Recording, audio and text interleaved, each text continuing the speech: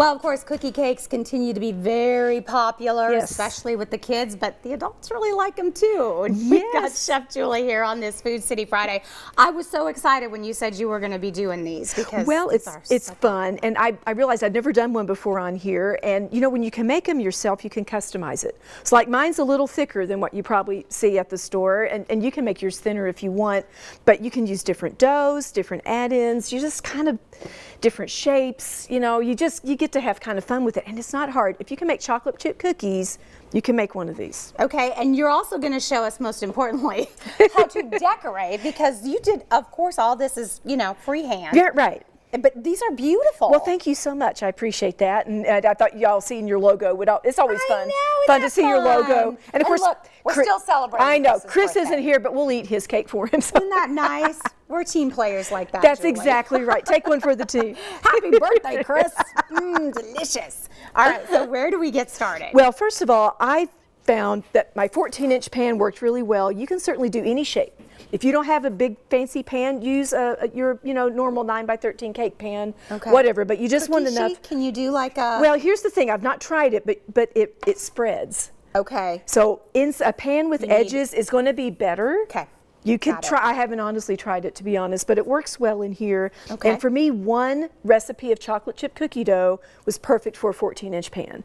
And honestly, that's kind of what I stuck with because I was lazy and I didn't want to have to make it. It wasn't complicated. It's like this fits. Let's just do it. So it's perfect. It's perfect. And it's that perfect round shape. I mean, it is the perfect round shape. That is how they come, exactly. Fit. So basically, I have greased this pan, and I like to use parchment paper to line it so it comes out. Now, this piece of parchment is the exact piece I used for both of these. Oh, okay. I want to show you that you can wash it and use it again and again and again.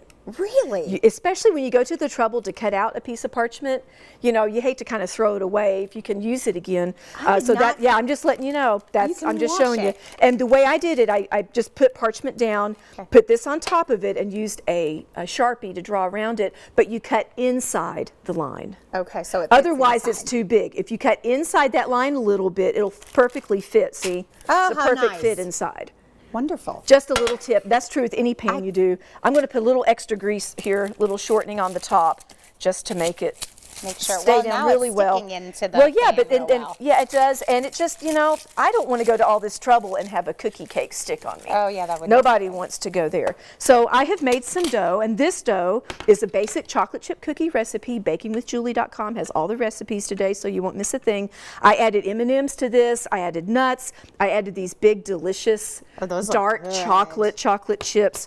And so basically, you're just going to take your dough. This is like a big monster cookie. Oh, it is like a monster cookie, and it is kind of thick.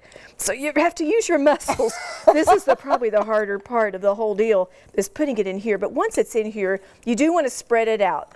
And do that. And I have spatulas for you and I. We can both do this job together. Oh, there's one for you, and there's one. Doesn't it smell good? I was just going to say, do you know how good that smells? And it does smell really good. You know what they'd be saying. Oh yeah, give me some cookie dough. Exactly.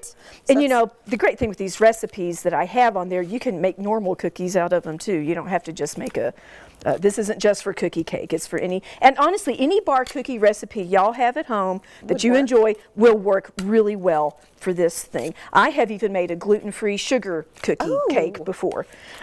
So just be creative, and honestly, I think that's part of the fun of making it yourself instead of buying one, and there's nothing wrong with buying one.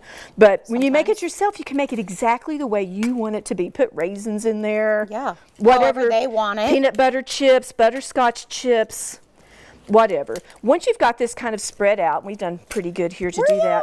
Especially in TV time. For TV time. You gotta hurry in That's TV right. time. That's exactly right. I baked it at 350. My chocolate chip cookie recipe is 375. I did 350, so the inside would bake well too, and not just the outside get done too quick. But honestly, 25 minutes is all it took. And it was baked well. I let it cool in the pan a little longer so it sets really well. Loosen the edges and then turn it out and let it cool completely before the next step where you decorate. And then she's going to give us some tips on how to decorate, because, you know, I saw that and thought, oh, there's no way mine would look like that. But she says there's some different hacks that we can try to get there. So she's going to show us that coming up in just a bit. BakingWithJulie.com for all of the recipes, and of course, FoodCity.com for more information on all the products to make that fabulous cookie cake.